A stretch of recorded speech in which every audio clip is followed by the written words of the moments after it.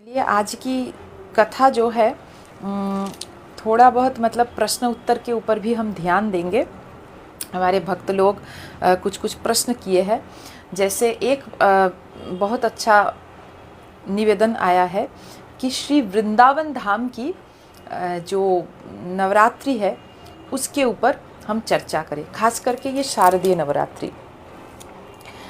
वृंदावन धाम में रहने के बाद हमको जितना पता चला कि देखिए बहुत सारी बातें हैं ऐसे, मतलब ब्रिजभूमि में ना अनंत अनंत लीलाएं हैं, अनंत अनंत लीलाएं हैं। एक एक कल्प में जब जब द्वापर काल आए हुए हैं, अद्भुत अद्भुत लीला भगवान श्री कृष्ण की हुई है।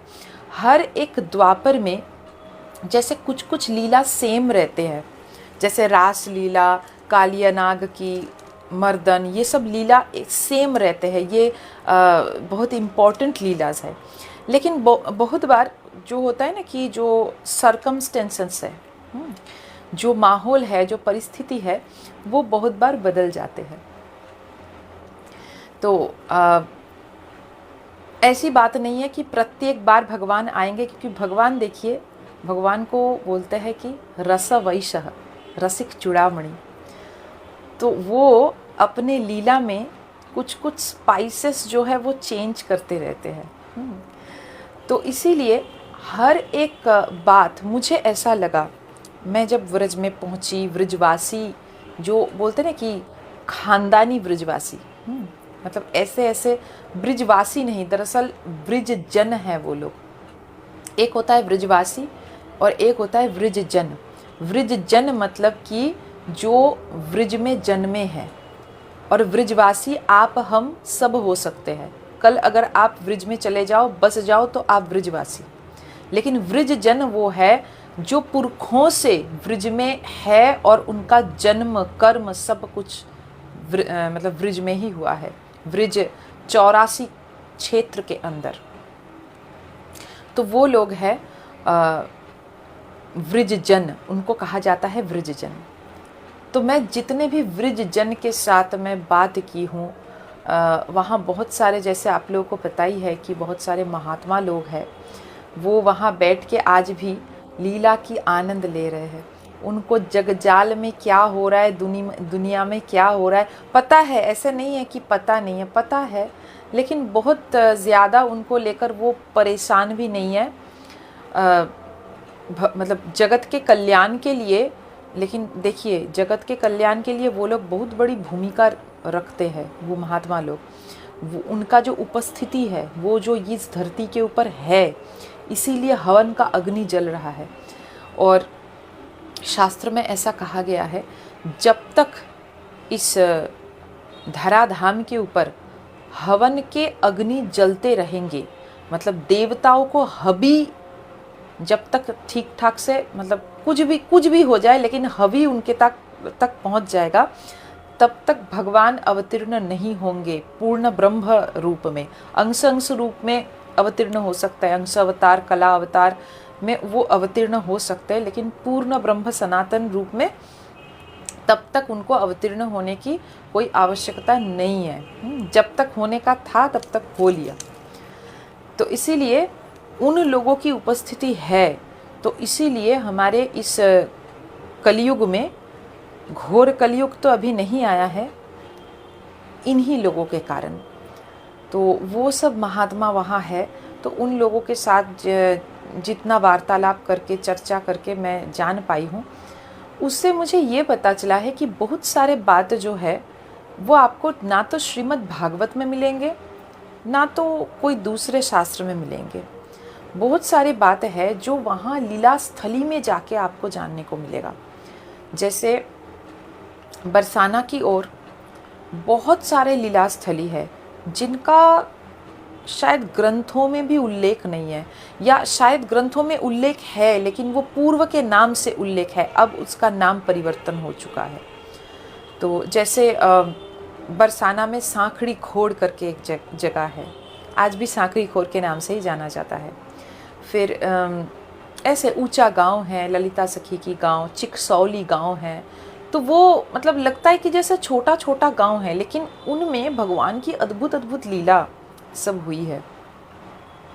तो ऐसे ही और उस समय क्या, उस समय हम लोग सोचते हैं कि एक गांव से एक गांव वो लोग इतना जल्द कैसे पहुंचते थे। तो द्वापर में हम लोगों से कई ज़्यादा दीर्घ होते थे इंसान, मतलब लंबाई, उनका हाइट जो होता था बहुत ज़्यादा होता था, हम जैसे नहीं होते थे। हम उनके पास मतलब लिलीपुट समान है। तो यशोदा मैया बोलिए, नंद बाबा बोलिए, श्री कृष्ण 5 साल की जब उम्र है उनका आप चरण चिन्ह देखोगे तो आपको नहीं लगेगा कि 5 साल का बच्चा का चरण चिन्ह है। 5 साल का बच्चा का चरण चिन्ह है जैसे 9 नंबर और 10 नंबर जूता पहनने वाले, इतना बड़ा बड़ा। आप ब्रिज में जाओ तो आप देखोगे कि गोपाल जब 5 साल की उम्र में गैया चढ़ाता था, गोपाल जी ठाकुर जी, तब उनका चरण चिन्ह पड़े चरण पहाड़ी के ऊपर इतना बड़ा बड़ा। दाऊ जी महाराज के जो चरण चिन्ह है इतना बड़ा बड़ा, गैया भी बड़े बड़े, उनका चरण चिन्ह से पता चलता है।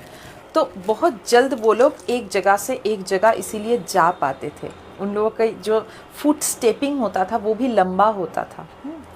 और जिनको आप लोगों को पता ही है कि आप लोग जैसे बहुत सारे लोग ऐसे होता है ना कि जिनका वॉकिंग का बहुत हैबिट है।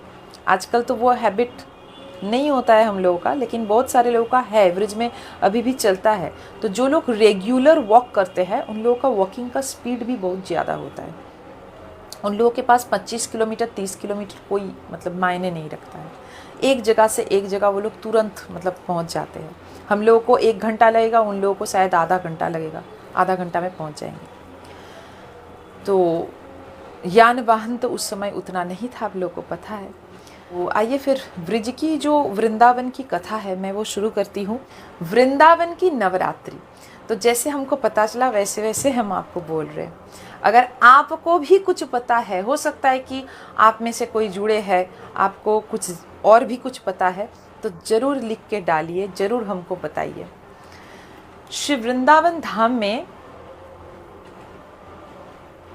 बड़ी माँ की पूजा, मतलब आद्या शक्ति, आदि सनातनी शक्ति पूजा का पहला प्रचलन किया राधा रानी ने। आप लोग जानते ही हो कि कात्यायनी व्रत के माध्यम से राधा रानी ने माँ की पूजा की प्रचलन की।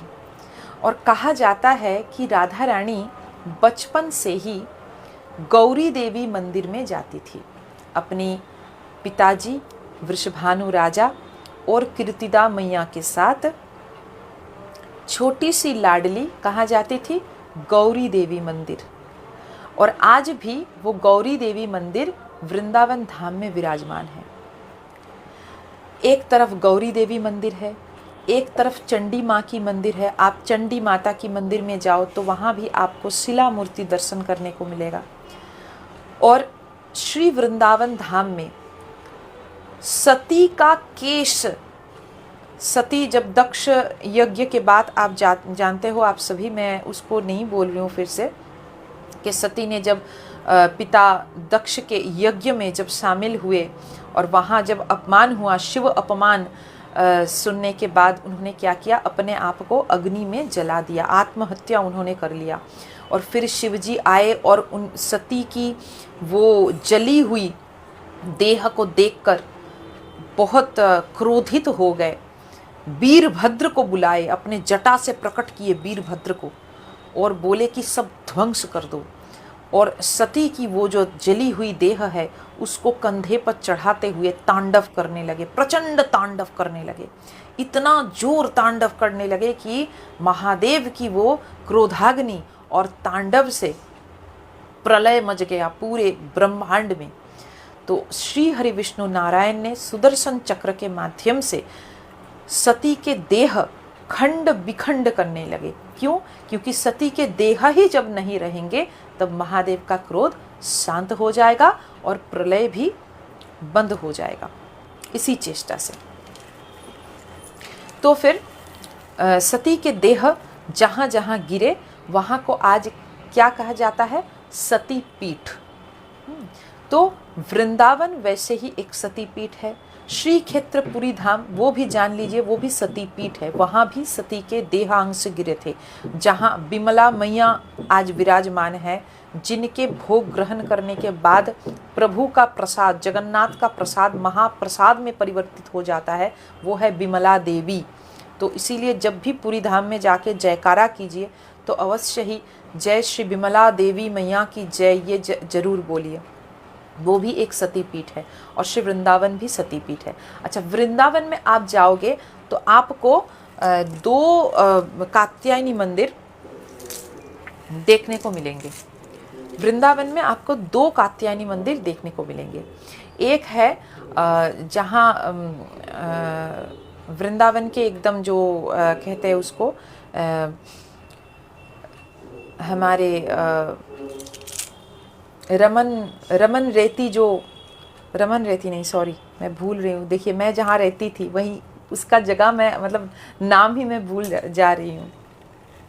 जहाँ मैं रहती थी, मैं कात्यायनी मंदिर के ठीक पीछे रहती थी। मेरी भजन कुटिया हुआ करती थी, माँ की व्रत करती थी बचपन से, इसी ने माँ ने मतलब अपने गोद में हमको स्थान दिया था। तो वृंदावन क्षेत्र के अंदर एक ही है वो कात्यायनी मंदिर, ठीक है।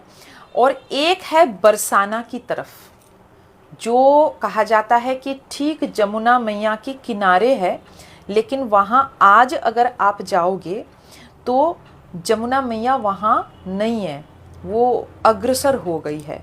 लेकिन वो जगह आपको दिखने को मिलेगा जहाँ से जमुना जी बहती थी, ठीक है।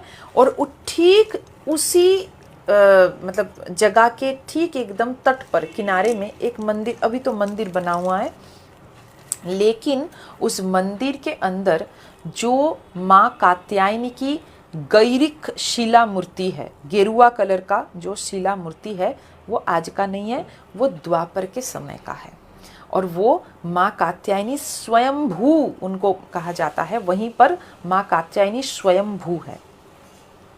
तो देखिए, भगवान श्री कृष्ण की लीला में पहले दिन आप लोगों को बता चुकी हूँ। जो लोग पहले दिन के लाइव में नहीं जुड़े थे, आप लोग ज़रूर हमारे इस पेज में स्क्रॉल डाउन कीजिए और पहले दिन का लाइव सुनिए कि श्री कृष्ण ने पहले ही मतलब लीला की शुरुआत से ही आदि शक्ति सनातनी को उन्होंने साथ लिया।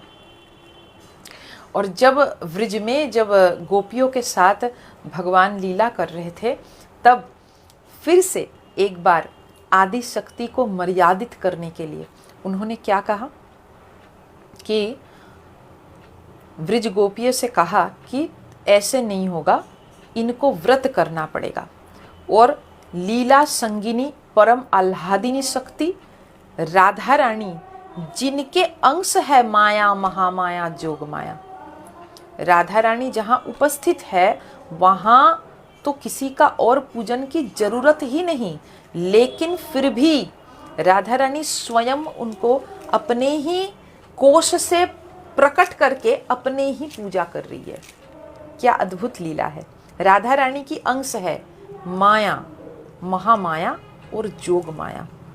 ये तीन देवी की तीन कर्म है, माया देवी, महामाया देवी और जोग माया देवी। जोग माया देवी वो स्टेज है जहाँ माया और काम नहीं करता है, जहाँ भगवान के साथ जोग हो जाता है। जो भगवान के साथ युक्त हो जाता है, उनके ऊपर इस ब्रह्मांड की कोई ग्रह नक्षत्र देव असुर नर मुनि का माया काम नहीं करता है। माया देवी वहाँ काम नहीं करती है, माया देवी वहाँ आशीर्वाद करती है, वो है जोग माया, ठीक है। और पहला है माया, फिर महामाया, फिर जोग माया। तो राधा रानी से ही प्रकट हुई है ये तीनों। आप लोग अगर आप लोग जानते ही हो, राधा सहस्त्र नाम अगर आप पाठ करो तो वहाँ आपको एकदम स्पष्ट रूप से मिल जाएगा। राधा सहस्त्र नाम के अंदर ये उल्लेख है। लेकिन फिर भी राधा रानी ने क्या किया, श्री कृष्ण के इच्छा अनुसार उनका साथ दिया और अपने बचपन की लीला की, अपने बाल्य लीला की प्रथम दिन से ही उन्होंने गौरी देवी की सेवा करने लगी, पूजा करने लगी। यहाँ इतना जोर माइक बज रहा है ना, मैं कैसे बोल रही हूँ ये बड़ी माँ ही जाने। और मतलब ऊत पटांग सा गाना बज रहा है यहाँ, क्या मैं बोलूँ। तो चलिए, ये भी परीक्षा है। और गोस्वामी प्रभु ने कहा कि साधु साधक भक्त के जीवन में अंतिम क्षण तक परीक्षा देना पड़ता है। तो अब ऐसा हो गया है कि परीक्षा देते देते हमको आनंद आता है। अब परीक्षा में ही आनंद आता है। जब परीक्षा नहीं होता है तो बहुत बोरिंग फील होता है। क्या हुआ, बिना कोई परीक्षा, बिना कोई झंझट ये काम इतना स्मूथली हो गया, ऐसा लगता है। तो क्या मैं बोल रही थी, हाँ, राधा रानी। तो ब्रिज गोपिया जब श्री कृष्ण को देखे, उनको मन ही मन प्रेम हो गया और पति मान लिए। वृषभानु के एक भाई चंद्रभानु के बहुत सारी बेटियां थी, बहुत सारी बेटियां। तो वो सारे कई हजार बेटियां, मतलब बहुत सारे, मतलब अगणित, कई हजार। और ये सब राधा रानी की सखियां हुआ करती थी। वो लीला के कारण द्वापर में अवतीर्ण हुई है। तो ये सब मिलकर जब श्री कृष्ण को देखे, इनका जब प्रेम हुआ, पति मान लिए, तो ठान लिए कि शादी करेंगे, विवाह करेंगे तो इन्हीं से करेंगे, प्रेम करेंगे तो इन्हीं से करेंगे। हम बस हो गए, मतलब कि हम हो गए और किसी से विवाह नहीं करेंगे। लेकिन अब क्या किया जाए, लड़की इतने सारे और भगवान एक, ठाकुर जी एक हमारे। तो जैसे कि आप लोगों को मैं बता चुकी हूँ कि देवी पौर्णमासी, जो देवी दुर्गा, देवी पार्वती की अवतार ली थी उस समय द्वापर में, व्रज क्षेत्र में। और व्रज क्षेत्र में सब लोग उनको बहुत मानते थे। कोई भी समस्या हो और किसी भी उम्र के लोगों का समस्या हो, सब उनके पास बेझिझक पहुंच जाते थे। तो देवी पौर्णमासी के पास ये लोग पहुंचे। तो देवी पौर्णमासी बोले कि सुनो, तुम्हारे जो चाचा जी हैं ना, वृषभानु राजा, उनकी जो बेटी है उनके पास जाओ। वो इसका उपाय जानती है, वो बहुत भक्तिनी है, वो माँ गौरी की पूजा करती है, परम भक्तिनी है, परम सौभाग्यवती है, वो तुमको इसका रास्ता बता सकती है। अब देखिए कितना सुंदर लीला है, देखिए। तो ये सब राधा रानी के पास चल दिए। राधा रानी तब निकुंज वन में बैठी हुई थी और बहुत दिनों के बाद ये लोग राधा रानी से मिल रही थी। मतलब बचपन में जब मिले थे, इनको राधा रानी के विषय में उतना याद नहीं था। हम जब, मतलब शिशु काल में जब होता है तब तो उतना याद नहीं रहता है ना, तो शिशु काल में शायद मिले होंगे। तो कैशोर अवस्था में वो मिले नहीं थे वृषभानु की लाडली से। तो पौर्णमासी के कहने पर सारे जो गोपियाँ है, ये चंद्रभानु की जो जितनी सारी पुत्री हुआ करती थी, उसमें बहुत सारी अवतार थी। बालखिल्य मुनिगण भगवान को पति रूप में पाने के लिए बहुत हजार साल से तपस्या किए थे। तो वो लोग चंद्रभानु के कन्या के, मतलब पुत्री के रूप में आए थे। ब्रह्मा की बहुत सारे संतान हैं जो भगवान को पाने के लिए तपस्या किए थे, वो आए थे। कई ऋषि कन्या, देव कन्या सब आए थे। तो ये सब मिलकर जब गए और जब देखे राधा रानी को देख करके इनकी सुंदरता, इनकी आभा, मतलब एकदम से सब लोग जैसे बोलते कि तुम फिदा हो गए, बेहोश हो गए इनका सौंदर्य देख करके। इतना सौंदर्य, और मंद मंद मुस्कुरा रही है, सुंदर नीली साड़ी पहन के बैठी हुई है, बहुत सुंदर से धीरे से मुस्कुराती हुई सबको देख रही है। जैसे सबका मन का क्या चल रहा है मन के अंदर, सब राधा रानी को पता है। और कई सखिया, मतलब गोपिया, वो लोग मूर्छित हो गए प्रभाव से, मतलब राधा रानी की आभा मंडल से। तो फिर जब होश संभाले तो बोले कि हे परम सुंदरी, आप कौन है? आप अपना परिचय दीजिए हमको। अगर आप दिखने में इतने सुंदर हो, आपकी आभा इतनी अद्भुत है, सूर्य कोटि सूर्य भी आपके आभा मंडल के सामने आगे झुक जाए, ऐसी आभा है आपकी। आप कौन हो, आपकी स्वर कितनी फिर मधुर होगी। अगर आपकी तेज, आपकी सौंदर्य इतनी अनुपम है तो आपकी स्वर कितनी मधुर होगी। आपकी स्वर सुनने के लिए हम लालायित है। आप कृपया बताइए कि आप कौन हैं। फिर राधा रानी अपना परिचय दे रहे कि मैं वृषभानु राजा की कन्या हूँ। बोले अरे आप ही वृषभानु राजा की कन्या? बोले हाँ, मैं कीर्तिदा मैया की बेटी हूँ। मैं बरसाना मेरी गांव, मैं बरसाना में रहती हूँ। आप लोग कौन? तो बोले अरे मैं तो, हम लोग सब चंद्रभानु राजा की बेटी है। बोले अरे तो इसका मतलब हम बहन हुए। आओ आओ बहन, कितना सौभाग्यमय दिन है हमारे। पता नहीं कितने वर्षों बाद हम तुमसे मिल रहे हैं। तो ऐसे चर्चा होते होते और इनकी जब राधा रानी की जब मधुर मधुर स्वर में मीठी मीठी जब बात वो बोलने लगी, तब ये लोग तो एकदम से जैसे दीवाने हो गए, सब दीवानी हो गई। और राधा रानी को बोले कि राधा रानी, हम आपके पास आए थे हमारे एक समस्या को सुलझाने के लिए, और वो समस्या प्रेम संबंधित है। राधा रानी बोले अच्छा? बोले हाँ, हम लोगों को सब प्रेम हो गया था।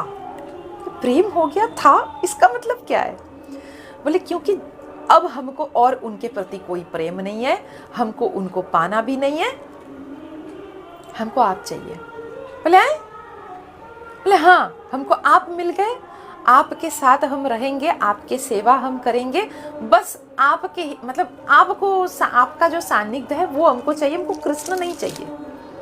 बोले किसका नाम बोले तुम?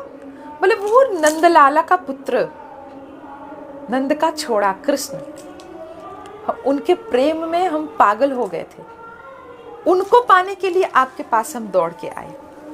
अब उनको हम पाना नहीं है, आप हमको मिल गए हो, ये काफी है, हमारे लिए पर्याप्त है। ये हम आपको चाहते हैं, हम आपसे प्रेम करते हैं। राधा रानी देखी ये तो बहुत झंझट है, मुश्किल की बात है। लीला फिर आगे नहीं बढ़ेगी, कुछ भी नहीं होगा इन लोगों को। अगर कृष्ण नहीं चाहिए तो क्या फिर होगा, क्या लीला आगे बढ़ेगी? तो राधा रानी ने अपनी शक्ति से सबको चैतन्य प्रदान किया ताकि वो लोग जान पाए, ये समझ पाए कि वो लोग कहाँ थे, कहाँ से इनका आना हुआ, श्री राधा कृष्ण के साथ इन लोगों का क्या संबंध है, वो सब इनको स्मरण हो जाए।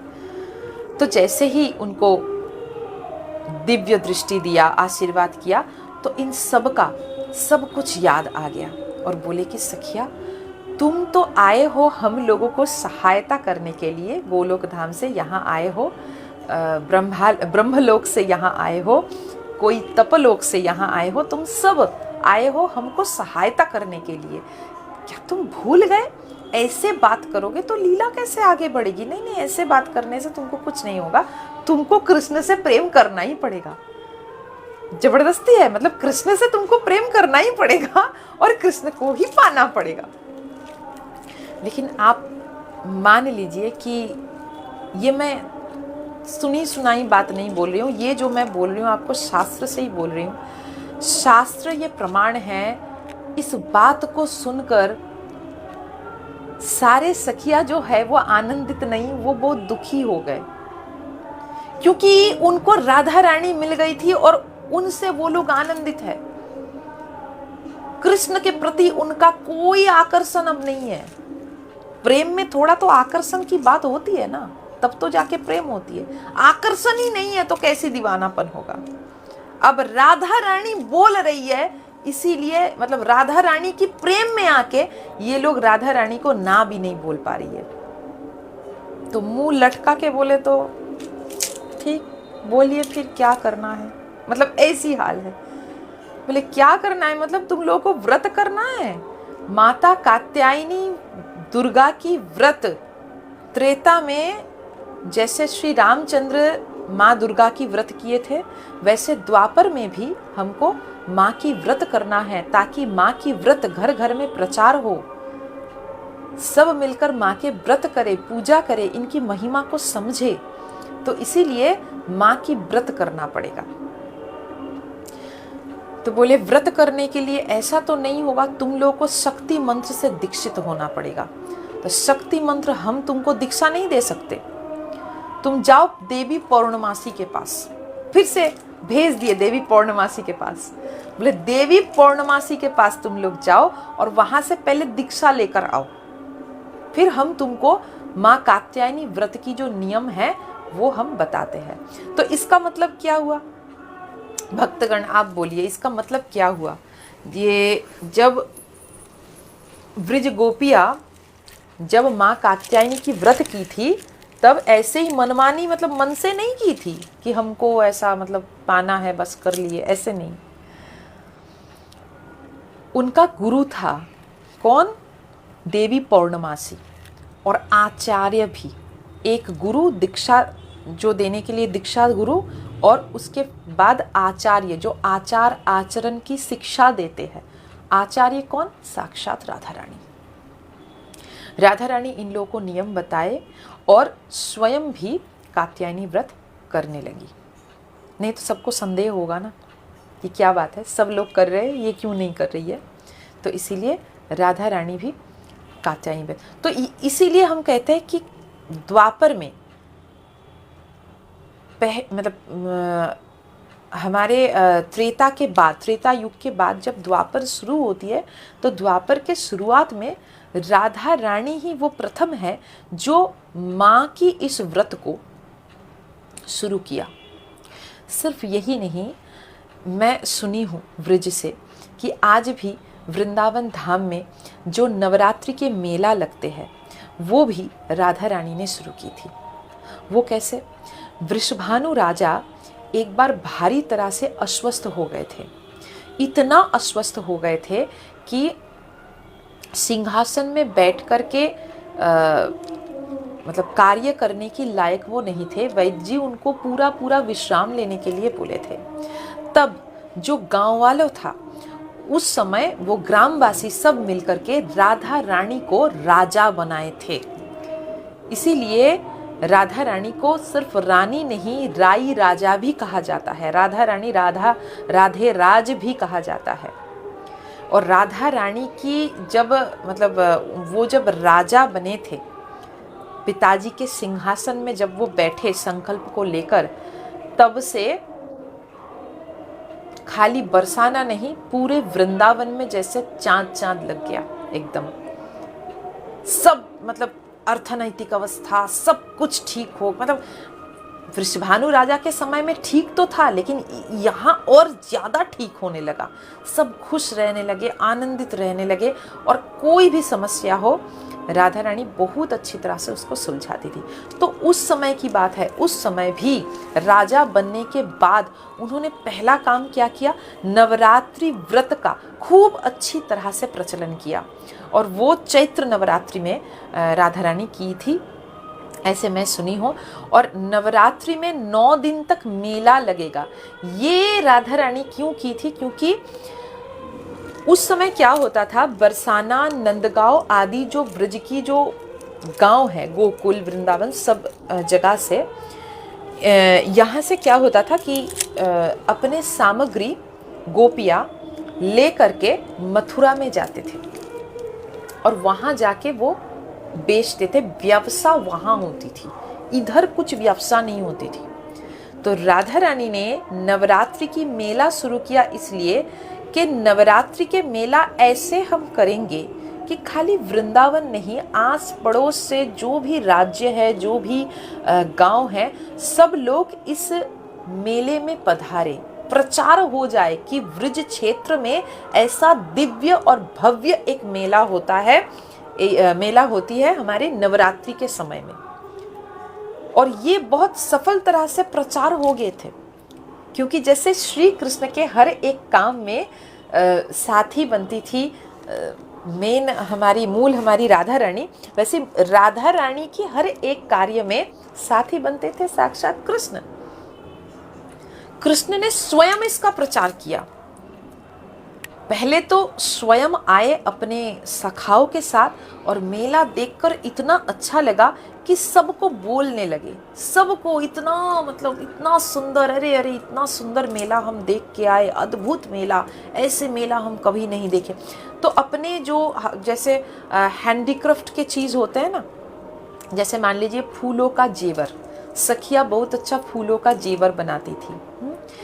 ये फूलों का जेवर, फिर वैजयंती के, जैसे मैं पहनी हूँ, वैजयंती का जो बीज है उससे जो माला जेवर होती थी, ऐसे सुंदर सुंदर। फिर पाट की जो कटोरी होते हैं, जो ऐसे टुकड़ी होता है, उसको बहुत सुंदर के कलर करके, रंग करके, उसमें रंग डाल के बहुत सुंदर सुंदर से वो लोग टुकड़ी बनाते थे। फिर हाथ में लेने वाली बटुआ, आप देखे हो कई सारे डेटी में, हमारे विग्रह में दिया जाता है, राधा रानी के हाथ में एक छोटा सा पोटली, एक बटुआ रहते हैं।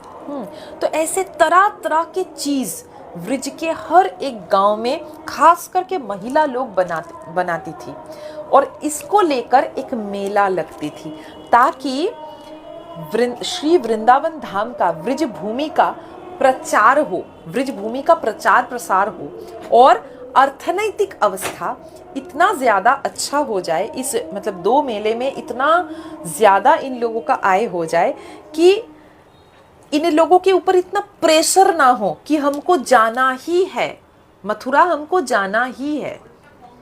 ऐसा भी एक कथा आता है कि जब कंस को पता चला कि अच्छा ये तो वृषभानु की मतलब बेटी जो है बहुत सियानी निकली और ऐसे ऐसे कर रही है, तो ठीक है, मेले के अंदर उन्होंने एक असुर को भेजा था मेला को एकदम ये कर देने के लिए।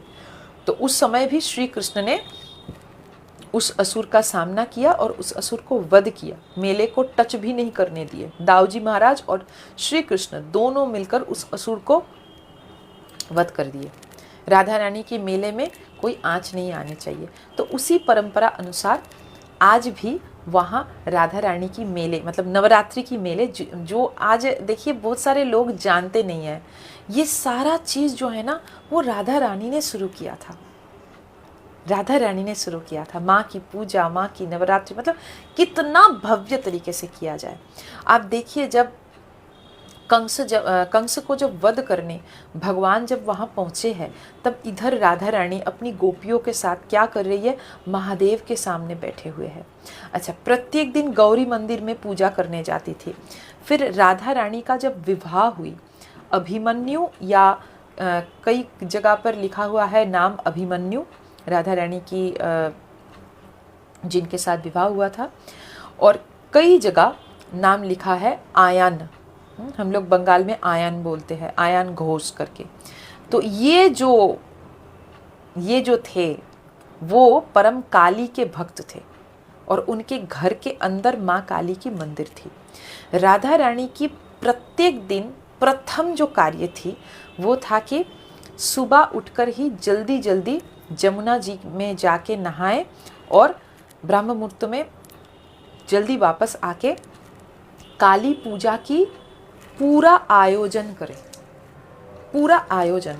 और वो राधा रानी इतनी निपुण थी और इतनी सुंदर से करती थी कि ये उनके जो पतिदेव थे ये इनके ऊपर बहुत ही प्रसन्न रहते थे, क्योंकि ये माँ काली के परम भक्त है। बहुत सारे ऐसे लीला हुआ है जिसमें इनके पति को दिखाया गया है कि तुम्हारी जो पत्नी है राधा रानी वो कोई सामान्य नारी नहीं है, वो मेरी बेटी है, मेरी अंश है करके माता ने तो दिखाए है, तो इसीलिए भी है।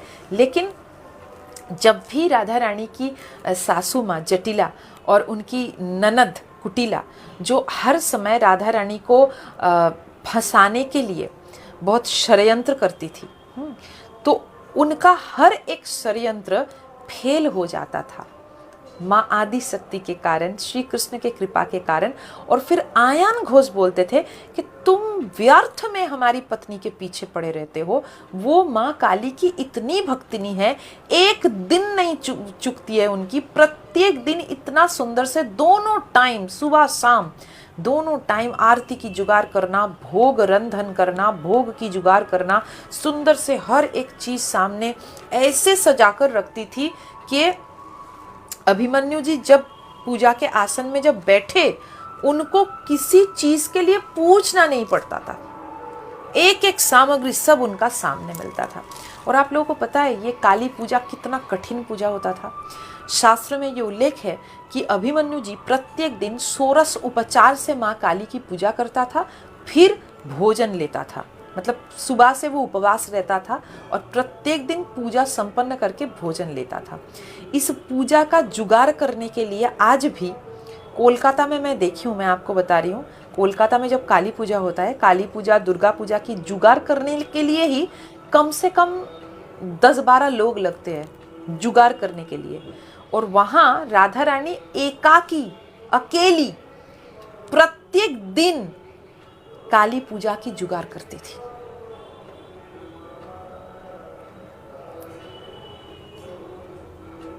आज यावट में अगर आप जाओ, मैं नहीं गई, लेकिन वहाँ जहाँ राधा रानी की ससुराल है वहाँ आपको काली मंदिर जरूर देखने को मिलेगी। अगर मतलब कुछ चेंजेस नहीं हुआ है तो वहाँ शास्त्र अनुसार जरूर होना चाहिए एक काली मंदिर। अच्छा, फिर उन्होंने क्या किया, ये जो कात्यायनी व्रत जब शुरू किया तो व्रज गोपियों को प्रत्येक दिन वृंदावन के रज से वो लोग माता की मूर्ति गठन करती थी, पूजा करती थी और जमुना जी में विसर्जन करती थी। तो ऐसे प्रत्येक दिन करती थी। तो इसीलिए माँ भगवती एक दिन प्रकट होके बोले कि आज से तुम्हारे पूजा से हम बहुत प्रसन्न हुए और आज से हम इसी जमुना किनारे में शिला मूर्ति में प्रकट होंगे एकदम साक्षात, और तुम लोगों को ना प्रत्येक दिन आके ये मूर्ति गठन करना और विसर्जन करने की कोई ज़रूरत नहीं है, हम तुम्हारे सामने प्रकट होते हैं। और स्वयंभू एक शिला में माता प्रकट होती है। फिर उसी शिला में व्रज गोपियाँ बाकी की जो दिन बचे हुए थे पूजा की, वो व्रत पूजा सब संपन्न की थी। आज वही शिला आपको देखने को मिलेगा बरसाना में। बरसाना में एक जगह है, मुझे एड्रेस नहीं पता है, वहाँ जमुना किनारे माँ कात्यायनी की वो शिला मूर्ति आज भी विद्यमान है। और वहाँ एक और भी चीज़ आपको देखने को मिलेगा, वहाँ बहुत पुराने पुराने पेड़ है, वृक्ष है, 5000 साल पुराना वृक्ष है। और उस वृक्ष में एक अद्भुत चीज़ है, नीचे से ऊपर तक जितने सारे वृक्ष में डाल है, उसका जितना आप त्वचा, अगर जो स्किन होता है ना, उसको अगर आप हटाओ तो अंदर तक राधे श्याम राम कृष्ण गोपाल ऐसे बहुत सारे नाम लिखा हुआ है, एकदम साफ हिंदी में। मतलब संस्कृत का जो हिंदी है वो उसमें उस फॉन्ट में इतना बड़ा बड़ा में लिखा हुआ है, एकदम नीचे से ऊपर तक। मतलब ऐसा नहीं कि खाली ऊपर में लिखा हुआ है, ऊपर से अगर आप त्वचा को हटाओ तो आपको अंदर तक जितना त्वचा आप हटाओगे, आप अगर 7-8 बार भी ऊपर से आप लेयर को हटाते रहे तो अंदर तक आपको दिखने को मिलेगा। तो वो वृक्ष वो सब वहाँ है। तो इसीलिए बोलते हैं ना कि वृंदावन में मतलब हर एक मतलब पत्र पत्र में राधा राधा श्याम श्याम लिखा हुआ है। हर एक कली में, हर एक फूल में, हर एक पाता में वहाँ सिर्फ राधा रानी और श्री कृष्ण का नाम है, यहाँ तक राम जी का भी नाम है। तो ऐसे राधा रानी ने माता की पूजा शुरू की, माता कात्यायनी। फिर बाद में ये जो वृंदावन में सती पीठ बना हुआ है वो बहुत बाद में मतलब बनाया गया है, आविष्कार किया गया है कि वहाँ सती के देह का अंश पतित हुए हैं। और फिर वहाँ आज आप जाओगे तो आपको मंदिर माँ हमारी कात्यायनी की मंदिर है, माँ के साथ भैरव भी है। आप लोग जानते हो कि सती पीठ में माँ अकेली विराजमान नहीं होती है, हर एक सती पीठ में उनका भैरव होते हैं। और ये भी जान लीजिए पुरी में कौन भैरव है, माता बिमला की, पता है आप लोगों को?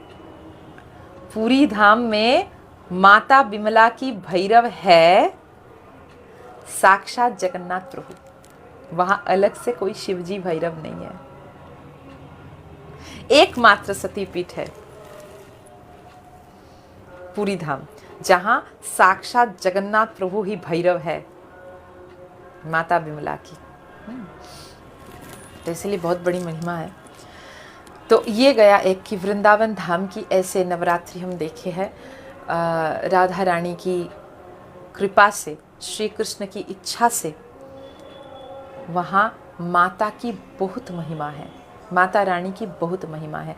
और मुझे जो वृंदावन में, ब्रिज में वास मिला था, मुझे ऐसा लगता है, सिर्फ नहीं, मुझे पूर्ण विश्वास है कि कात्यायनी व्रत की फल ही मुझे मिली थी, वहाँ वास मिली थी। इसीलिए कात्यायनी पीठ में हमको, वहाँ सब लोग बोलते हैं कि कात्यायनी क्षेत्र में इतना बड़ा घर मिलना बहुत बड़ी बात है, माता की कृपा के बिना नहीं होती है।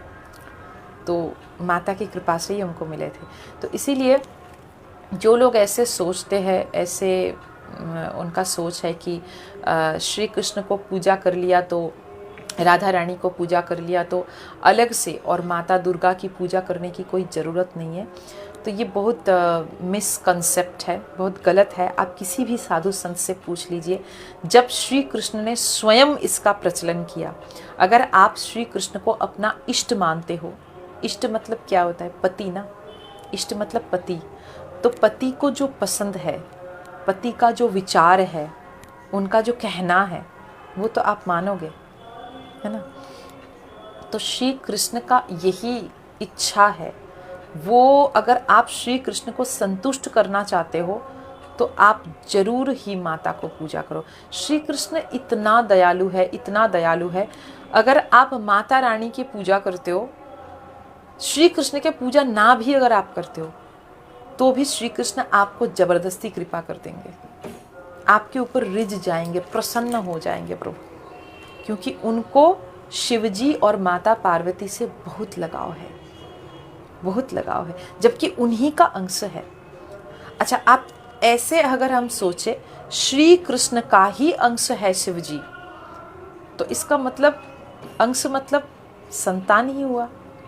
तो हर एक पिता के पास, जैसे माता गौरी के पास गौरी पुत्र प्रिय गणेश है, गणेश जी के आप पूजा करो तो माता रिझ जाएगी, वैसे ही श्री कृष्ण के जो अंश है उनका पूजा, मतलब श्री कृष्ण के जो संतान है उनका अगर आप पूजा करो तो श्री कृष्ण नहीं रिझेगा क्या?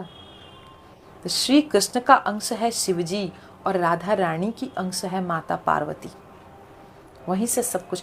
यहाँ तक राधा रानी की जो और नाम है राधा सहस्त्र नाम में, वहाँ उनको मतलब भद्रकाली भी कहा गया है, पार्वती भी कहा गया है,